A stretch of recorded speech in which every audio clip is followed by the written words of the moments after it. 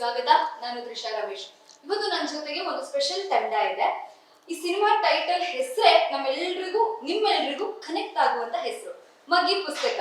ಮಗ್ಗಿ ಪುಸ್ತಕ ಅಂದ ತಕ್ಷಣ ನಿಮ್ಗೆಲ್ರಿಗೂ ನೆನಪಾಗೋದು ಮಗ್ಗಿ ಹೇಳಕ್ ಬರ್ದೆ ಟೀಚರ್ಸ್ ಕೈಲಿ ಹೊಡ್ತಾ ತಿಂದಿರೋದು, ಅಪ್ಪ ಅಮ್ಮನ ಕೈಲಿ ಬೈಸ್ಕೊಂಡಿರೋದು, ಹೊಡ್ಸ್ಕೊಂಡಿರೋದು. ಅದೇ ಹೆಸರಿನ ಮೂಲಕ ಇಡೀ ರಾಜ್ಯಾದ್ಯಂತ ನಮ್ಮನ್ನ ರಂಜಿಸೋಕೆ ಒಂದು ಸಿನಿಮಾ ತಂಡ ಬರ್ತಾ ಇದೆ. ಇವತ್ತು ನನ್ನ ಜೊತೆಗೆ ಮಗ್ಗಿ ಪುಸ್ತಕ ತಂಡ ಇದೆ. ಬನ್ನಿ, ಅವರ ಮಗ್ಗಿ ಪುಸ್ತಕ, ಅವರ ಬಾಲ್ಯದ ದಿನಗಳು, ಏನಿದು ಮಗ್ಗಿ ಪುಸ್ತಕದ ಕತೆ ಅಂತ ನಾವ್ ಇವತ್ತು ತಿಳ್ಕೊಳ್ಳೋಣ. ಹಾಯ್, ಹೇಗಿದ್ದೀರಾ? ಚೆನ್ನಾಗಿದೆ ಎಲ್ಲರೂ. ಯಾರ್ದು ವಾಯ್ಸ್ ಬರ್ತಾ ಇಲ್ಲ, ಜೋಶ್ ಹೇಗಿದ್ದೀರಾ? ಇಲ್ಲ, ವಾಯ್ಸ್ ಬರುತ್ತೆ. ನನ್ನ ಹೆಸರು ಮೈಸೂರು ರಮಾನಂದ ಅಂತೇಳಿ. ನಾನು ಈ ಹೊಸಬರ ತಂಡದಲ್ಲಿ ಹಳಬನಾಗಿ ನಾನಿದ್ದೀನಿ. ನನ್ನ ಹೆಸರು ಮೈಸೂರು ರಮಾನಂದ. ರಂಗಭೂಮಿ ಹಿನ್ನೆಲೆಯಿಂದ ಬಂದಂಥವ್ರು. ಕಿರುತೆರೆಯಲ್ಲಿ ಅಭಿನಯಿಸ್ತಾ ಇದ್ದೆ. ಕೆಲವೊಂದೆರಡು ಧಾರಾವಾಹಿಕ ಸಂಭಾಷಣೆ ಬರೆದೆ. ಆಮೇಲೆ ಕೆಲವು ಸಿನಿಮಾಗಳಿಗೆ ಹಾಸ್ಯ ಸಂಭಾಷಣೆಯನ್ನು ಬರೆದೆ. ಬಾವಿ ಒಳಗಡೆ ಸೈಕಲ್ ಹೊಡಿತಾ ಇದ್ದೆ. 1,000 ಕಿಲೋಮೀಟರ್ನ 6 ದಿನದಲ್ಲಿ ಮುಗಿಸ್ದೆ. ಇದು ನನ್ನ ಬಾಲ್ಯದ ದಿನಗಳಲ್ಲಿ ನಾನು ಮಾಡ್ತಾ ಇದ್ದಂಥದ್ದು. ಆಮೇಲೆ 3 ತಿಂಗಳಲ್ಲಿ 288 ನಾಟಕ ಪ್ರದರ್ಶನಗಳನ್ನ ಮಾಡಿದೆ. ಇಬ್ಬರು ಕರ್ನಾಟಕದ, ಭಾರತದ ರಂಗಭೂಮಿಯ ಇತಿಹಾಸದಲ್ಲಿ ಅದು ಪ್ರಥಮ ಹೆಜ್ಜೆ. ಆದರೆ ಸಿನಿಮಾಕ್ಕೆ ಬಂದಾಗ ನಾನು 7-8ನೇ ತರಗತಿಯಲ್ಲಿ ಡಾಕ್ಟರ್ ರಾಜ್ಕುಮಾರ್ನ ಕೈ ಹಿಡಿದು ಮಾತಾಡ್ಸ್ಕೊಟ್ಟಿದ್ದೆ. ಯಾವ cinema? Manassakshi, black and white. ಯಾಕೆ ಹೇಳ್ತೀನಿ ಅಂತ ಹೇಳಿದ್ರೆ, ಡಾಕ್ಟರ್ ರಾಜ್ಕುಮಾರ್ ಅಂತವ್ರ ಸಿನಿಮಾಗಳನ್ನ ನೋಡಿ ನಾವೆಲ್ಲರೂ ಚಿತ್ರರಂಗದವರೆಲ್ಲರೂ ಬೆಳೆದಿರೋದಕ್ಕೆ ಡಾಕ್ಟರ್ ರಾಜ್ಕುಮಾರೇ ಜ್ವಲಂತ ಸಾಕ್ಷಿ.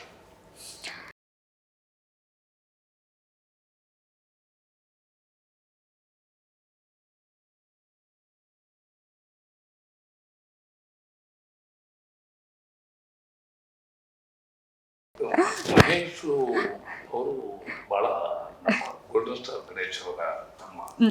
ಅದೆಲ್ಲದಕ್ಕಿಂತ ಪ್ರತಿಭಾನ್ವಿತ. ನನಗೆ ರಮೇಶ್ ಅರವಿಂದ್ ಪತ್ರ ಬರೀತಿದ್ರು. ನನ್ನನ್ನು ಸಿನಿಮಾಕ್ಕೆ ಇಂಟ್ರೊಡ್ಯೂಸ್ ಮಾಡಿದ್ದೆ ರಮೇಶ್ ಅರವಿಂದ್, ಕೆಂಪು ಗುಲಾಬಿ ಅನ್ನೋ ಸಿನಿಮಾದಲ್ಲಿ. ಹಾಗೇನೆ ಇವರು ಬ್ರದರ್ ಗಣೇಶ್ ಅವರು ಸಹ ನಾನು ನಾಟಕದಲ್ಲಿ ಪಾತ್ರ ಮಾಡ್ತಿದ್ದಾಗ ನನಗೂ ಒಂದು ಅವಕಾಶ ಕೊಡಿ ಅಂತ ಕೇಳ್ತಿದ್ರು. ಒಟ್ಟಿಗೆ ಸೀರಿಯಲ್ ಸಮಯದಲ್ಲಿ, ಅಂಕುರ ಅನ್ನೋ ಸೀರಿಯಲ್ ಸಮಯದಲ್ಲಿ. ಯಾಕೆ ಹೇಳ್ತೀನಿ ಅಂತಂದ್ರೆ, ಇವರು ಕಥಾನಾಯಕನಾಗೂ ಅಭಿನಯಿಸಿದ್ರು. ಆದರೆ ಎಲ್ಲ ರೀತಿಯ ಮಾಡುವ ಒಂದು ಶಕ್ತಿ ಸಾಮರ್ಥ್ಯ ಇದೆ.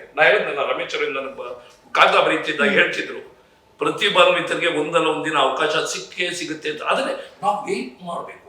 ತಾಳ್ಮೆ, ಸಹನೆ ಸಿನಿಮಾದಲ್ಲಿ ಬಹಳ ಮುಖ್ಯ. ಇವರು ತಾಳ್ಮೆ ಇದೆ, ಸಹನೆ ಇದೆ. ಅದರಿಂದನೇ ಇಲ್ಲಿ ಬಹಳ ವಿಭಿನ್ನ ರೀತಿಯ ಒಂದು ವಿಲನ್ ಪಾತ್ರದಲ್ಲಿ ಕಾಣಿಸ್ಕೊಂಡಿದ್ದಾರೆ. ಇದಕ್ಕೆ ಮೂಲಭೂತವಾದ ಕಾರಣ ಯಾರು ಅಂತ ಹೇಳಿದ್ರೆ, ನಮ್ಮ ಮಗ್ಗಿ ಪುಸ್ತಕದ ಕ್ಯಾಪ್ಟನ್ ಯಾರು? ಹರಿವರಾಸನ. ಅದಕ್ಕೆ ಅನ್ನದಾತ್ರೆ ಯಾರು? ನಮ್ಮ ಯತಿರಾಜ್ ನಾಯ್ಡು ಅವರು. ಯಾಕೆ ಅಂತ ಹೇಳಿದ್ರೆ, ಒಂದು ಕಾದಂಬರಿಯನ್ನ ರಚಿಸಿ ಅವನಿ, ಇವಳು ಪಾತ್ರದ ಹೆಸರು, ನನ್ನ ಮೊಮ್ಮಗಳ ಪಾತ್ರ ಇವಳು ಅವನಿ. ಅದರಲ್ಲಿ ಒಂದು 3 ವರ್ಷಗಳ ಕಾಲ ಕತೆ, ಚಿತ್ರಕಥೆ, ಸಂಭಾಷಣೆಯನ್ನು ಬರೆದು ಅದಕ್ಕೆ ಹೊಸಬರು ತಂಡ ಅಂತ ಹೇಳಿದೆ. ಅದಕ್ಕೆ ಯಶಸ್ ನಾಚಪ್ಪ ಹಂಸಲೇಖರವ್ರ ಜೊತೆಯಲ್ಲಿ ಹಲವಾರು ವರ್ಷಗಳ ಕಾಲ ಸಹಾಯಕ ನಿರ್ದೇಶಕರಿದ್ದು, ಸಂಗೀತ ಅವರು ಅತ್ಯುತ್ತಮವಾದ ರಾಗ ಸಂಯೋಜನೆಯನ್ನು ಮಾಡಿ. ಈಗ ನಾವು ಒಂದೇ ಒಂದು ಮಾತು ಹೇಳ್ಬೇಕು ಅಂತ ಹೇಳಿದ್ರೆ, ನಮ್ಗೆ ಹಳೆಯ ಸಾಂಗ್ಗಳು ನೀವು ಯಾವ್ದಾರು ಕೇಳಿ. ಜಿಗಿ ಜಿಗಿ ಯುದ್ಧನಲ್ಲಿ ಗಗನದ ಬೈಯಲಲ್ಲಿ ಪಟಗಾಳಿಯಲ್ಲಿ ತೇಲಿ. ಯಾಕೆ? ಹೃದಯ ಸಿಂಹಾಸನದಲ್ಲಿ ಶಾಶ್ವತ. ಹಾಗೆ ಈ ಚಿತ್ರದಲ್ಲಿ ಒಂದು ಅಪ್ಪನ ಗೀತೆ ಇದೆ. ಅಮ್ಮನ ಗೀತೆ ಎಲ್ಲ ಕೇಳಿರ್ತಾರೆ. ಅಪ್ಪನ ಗೀತೆ ಎಲ್ಲರ ಕೇಳುಗರ ಹೃದಯ ಸಿಂಹಾಸನ ಶಾಶ್ವತವಾಗಿ ನೆಲೆಯಿರುತ್ತೆ. ದಟ್ ಈಸ್ ಗೋಸ್ ಟು ಯಾರಪ್ಪ ಅಂತ ಹೇಳಿದ್ರೆ ನಿರ್ದೇಶಕರು. ಅವ್ರು ಹೇಳ್ದಾಗೆ ನಾವೆಲ್ಲ ಇಡೀ ಟ್ರೂಪ್ ಮಾಡಿದ್ವಿ.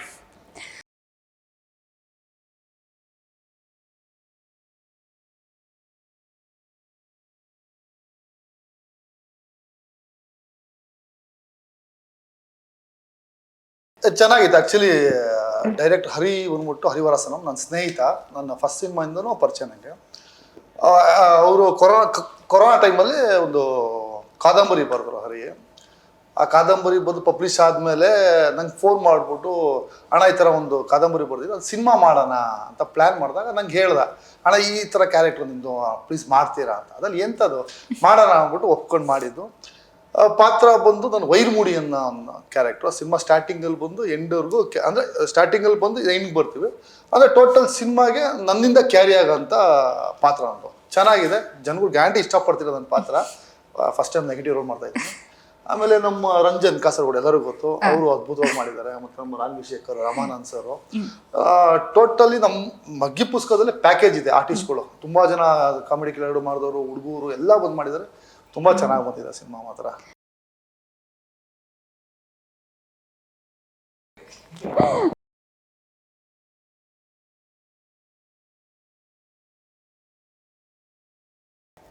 ಇದರಲ್ಲಿ ಈಗ ಆಕ್ಚುಲಿ ಒಂದು ಬುದ್ಧಿಜೀವಿಗೆ ಬರ್ತಾ ಇರೋದು. ಇಲ್ಲ, ಇದರಲ್ಲಿ ಹೈಲಿ ಟ್ಯಾಲೆಂಟೆಡ್ IQ, ನಾರ್ಮಲ್ ಒಂದು ನಮ್ಮ ಮನಸ್ಸು IQ ಇರುತ್ತಲ್ಲ, ಇದ್ರಲ್ಲಿ ಡಬಲ್ IQ ಅಂತ ಕ್ಯಾರೆಕ್ಟರ್. ಅಂದ್ರೆ highly talented. ಹಂಗಾರೆ ಈ ರಿಯಲ್ ಲೈಫಲ್ಲಿ IQ ಇಲ್ವಾ ಆಗಿದ್ರೆ? ಇಲ್ಲ ಅಂತ ಹೇಳಿ ಹೋಗುದಿಲ್ಲ, ಇಲ್ಲ ಅಂತ ಹೇಳಿದ್ರೆ ಮತ್ತೆ ಬೇರೆ ತರ ಅಲ್ಲ, ಅವ್ರು ಎಕ್ಸ್ಟ್ರಾ IQ ಪಕ್ಕ ಐ ಸೇರ್ಕೊಂಡಿದೆ, ಅದು ಫಾಸ್ಟ್ ಇದ್ದಾರೆ ಅದೆಲ್ಲ. ಸ್ವಲ್ಪ ಸ್ಲೋ ಅಂದ್ರೆ ಕಲಿಯುವಿಕೆಯಲ್ಲೆಲ್ಲ ಸ್ವಲ್ಪ ಕಮ್ಮಿ ಹಾಗೆ. ಓಕೆ, ಹೀರೋಯಿನ್ ರಾನ್ವಿ ಶೇಖರ್ ಅವರು ಮೊದಲ ಚಿತ್ರ ಇವ್ರದ್ದು. ಅನುಭವ ಹೇಗಿತ್ತು ಹೇಳಮ್ಮ ನೀವು, ನಿಮ್ಮ ಅನುಭವ? ಎಲ್ರಿಗೂ ನಮಸ್ಕಾರ, ನ್ಯಾಷನಲ್ ಟಿವಿ ವೀಕ್ಷಕರು ಎಲ್ರಿಗೂ ನಮಸ್ಕಾರ. ಮ್ಯಾಮ್ ನಮಸ್ತೆ. ನಾನು ರಾನ್ವಿ ಶೇಖರ್, ಮಂಡ್ಯ ಹುಡುಗಿ. ವಾವ್. ಇದು ನಂದು ಹೊಸ ಚಿತ್ರ. ನಾನು ರಂಗಭೂಮಿ ಅಂದರೆ ಅಡಿಗ ಆರ್ಟ್ಸ್ ಅಕಾಡೆಮಿಯಿಂದ ನಾನು ಆ್ಯಕ್ಟಿಂಗ್ ಕೆರಿಯರ್ನ ಮುಗಿಸಿ ನಾನು ಫಸ್ಟ್ ಸ್ಟೆಪ್ ತೊಗೊಂಡಿದ್ದೆ ಮಗ್ಗಿ ಪುಸ್ತಕ. ದ ಸ್ಪೆಷಲ್ ಥಿಂಗ್ ಏನಂತಂದರೆ 416 ಮೆಂಬರ್ಸ್ ಆದಮೇಲೆ ನಾನು ಸೆಲೆಕ್ಟ್ ಆಗಿರೋದು. That's God's grace. ತುಂಬಾ ಖುಷಿ ಇದೆ ಅದಕ್ಕೆ.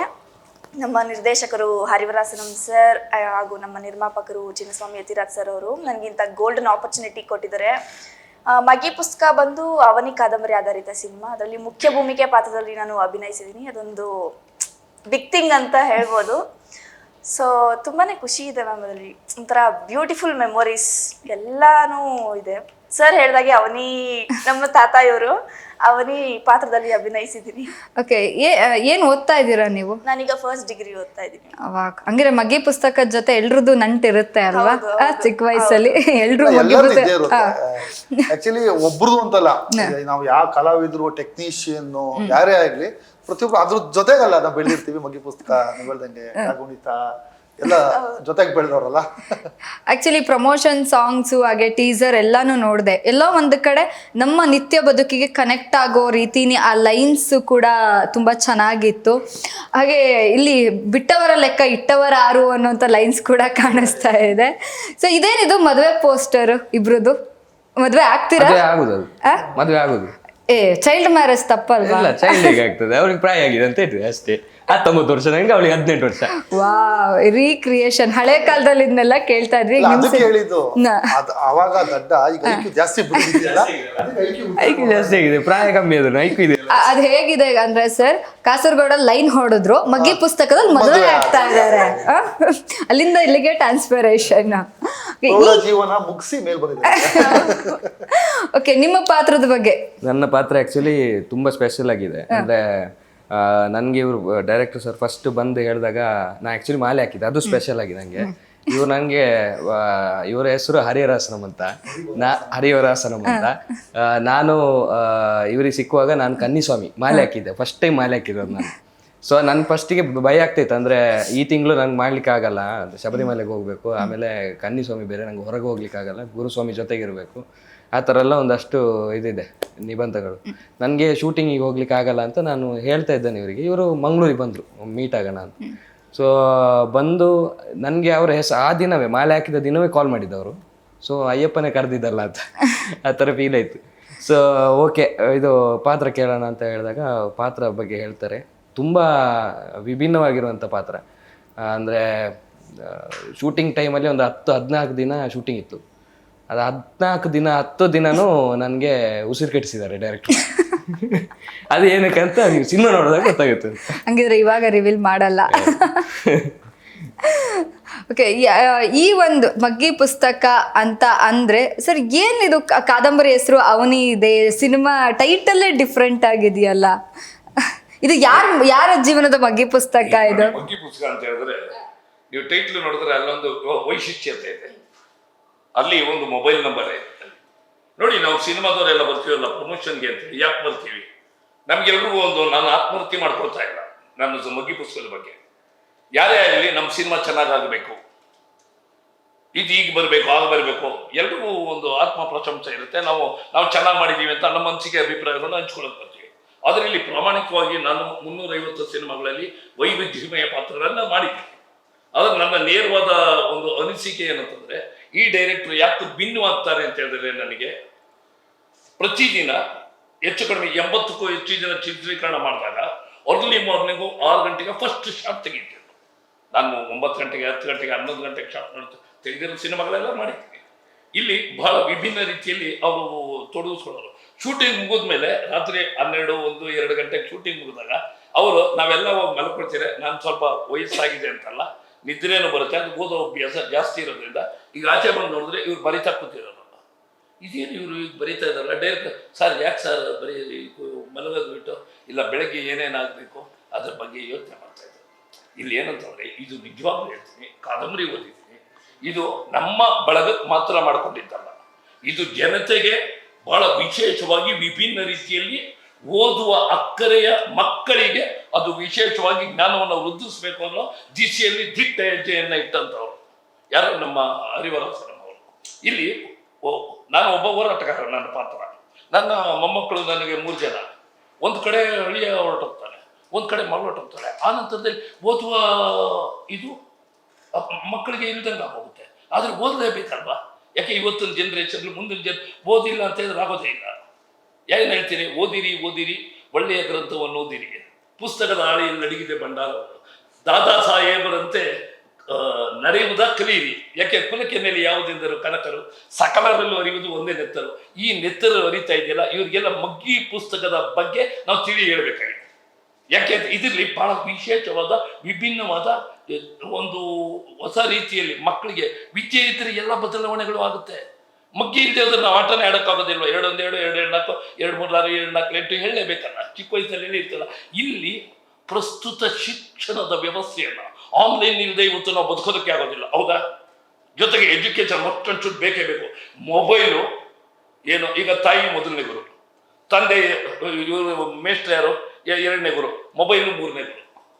ಒಪ್ಕೊಳ್ಳೇಬೇಕಿದ್ರು. ಯಾಕೆ ಅಂತ ಹೇಳಿದ್ರೆ ಮೊಬೈಲು ನಮ್ಗೆ ಗೊತ್ತಿಲ್ಲದೆ ಇರೋದನ್ನ ಇರುತ್ತೆ.